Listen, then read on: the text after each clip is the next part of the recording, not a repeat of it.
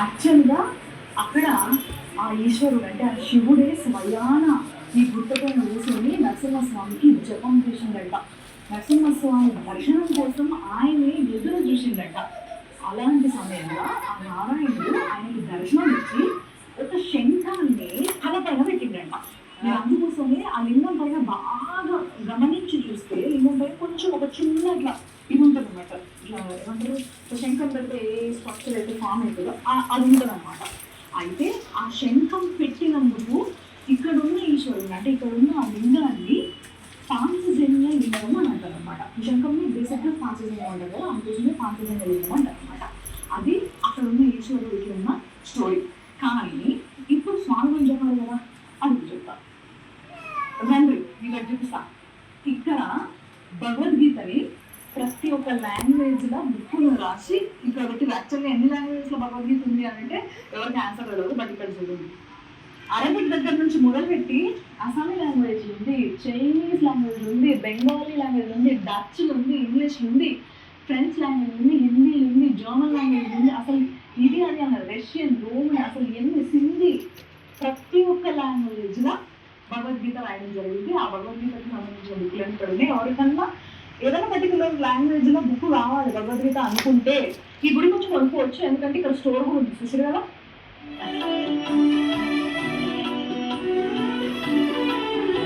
తెలుసా మీకు గరుత్మంతుడు చూడండి, అసలు ఏమన్నా అలంకారం అది చక్క చక్క చక్క చక్క మెరిసిపోతున్నాడు ఆయన. గరుత్మంతుడు అంటే స్వామి నారాయణుడు ఎప్పుడైనా బయటికి పోవాలనుకుంటే, ఏదన్నా పని ఏదైనా కార్యం పైన బయటికి పోవాలంటే గరుడ పద అని గరుత్మంతుడిని తీసుకొని పోయాడు. ఎందుకంటే ఆయన వాహనం కాబట్టి. ఇలా అందుకే ఆయన ఎప్పుడు ఎదురుగా ఆయన యొక్క ఇలా ఆదేశం కోసం ఎదురు చూస్తుంది, ఇట్లా ఎదురుగా చేతులు పెట్టుకోలేదు.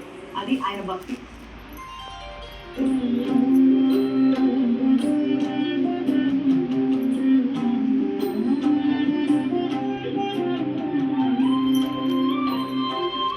తర్వాత గుడిన చాలా మంది భక్తులను కూర్చోబెట్టి ధ్యానం చేసుకునే విధానము, వాళ్ళు ఏదైతే ఒక ప్రతిరోజు జీవితంలో ఎన్నో ప్రాబ్లమ్స్తో ఒక వేదనతో కొట్టుబెట్టి ఆడుతుంటారు చూసిండ్రా, ఆ వేదనని వాళ్ళు కోల్పోయి సంతోషాన్ని వాళ్ళు సొంతం చేసుకునేలాగా వాళ్ళ యొక్క మార్గాన్ని గుడి నేర్పిస్తారు అన్నట్టు. అయితే ఇక్కడ శ్రీకృష్ణుడు, రాధ ఉంది. చూద్దాం రండి.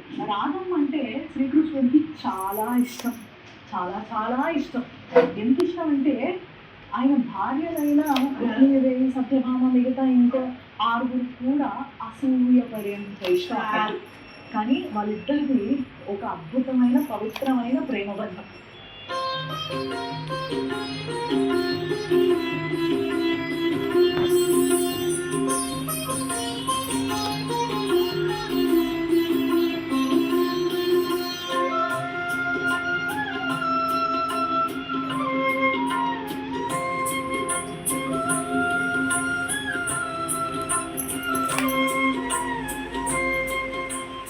జై శ్రీకృష్ణ.